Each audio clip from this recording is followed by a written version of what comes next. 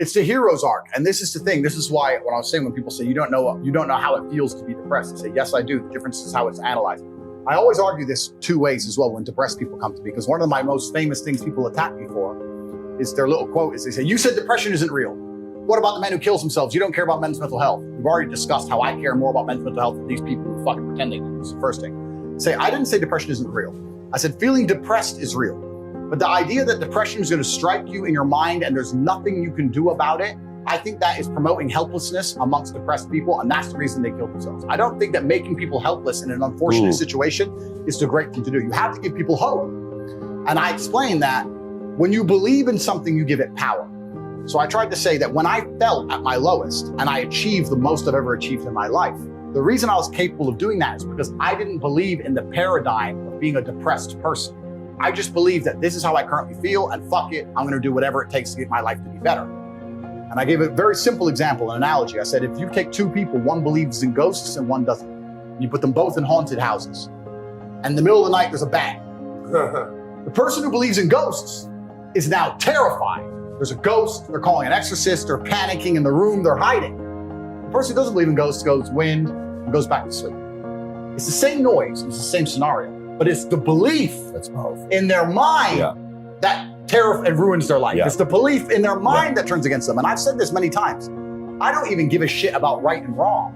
You can tell me depression's, you can give me with every scientific proof in the world, depression, I refuse to believe in things that take my power away from me.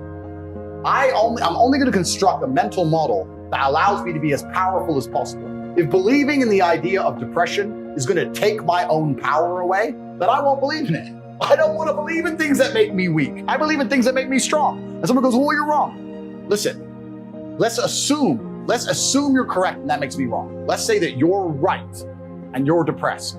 Why would I want to adopt the thinking of a man who is sad?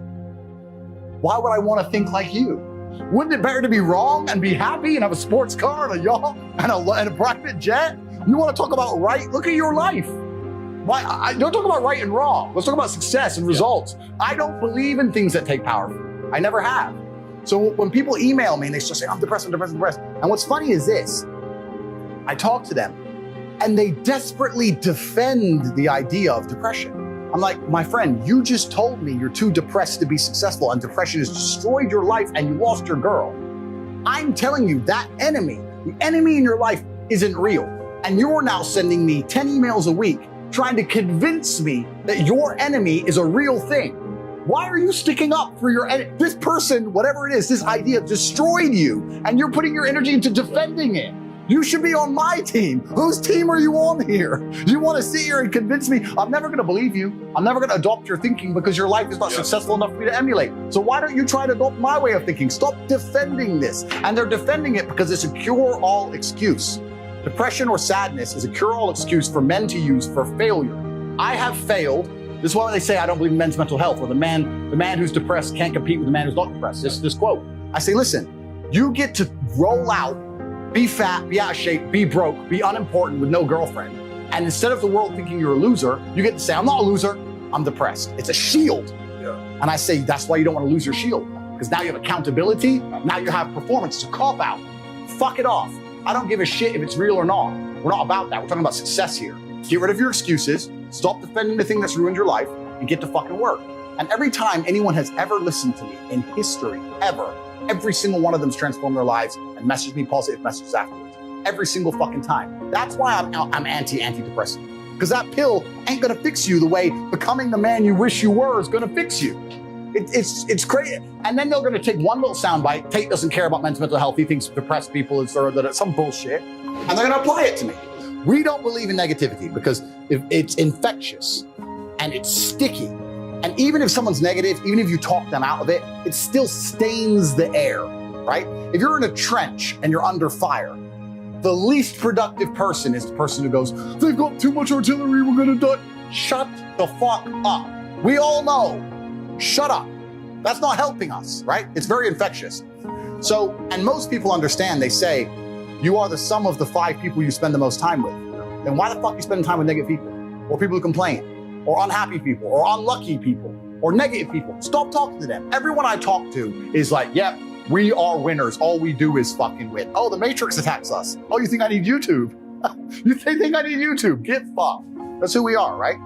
If you're weak near me, you make me weak.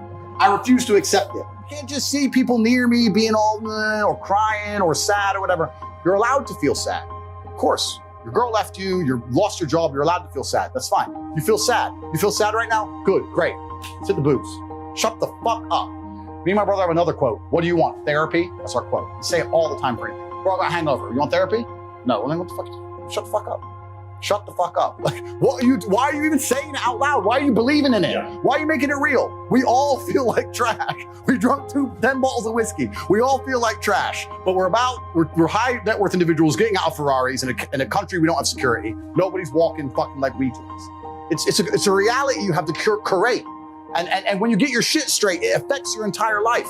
And men understand this. They say, I understand you're the sum of the 5 people you spend the most time with. Then why are you friends with all these fucking nobodies?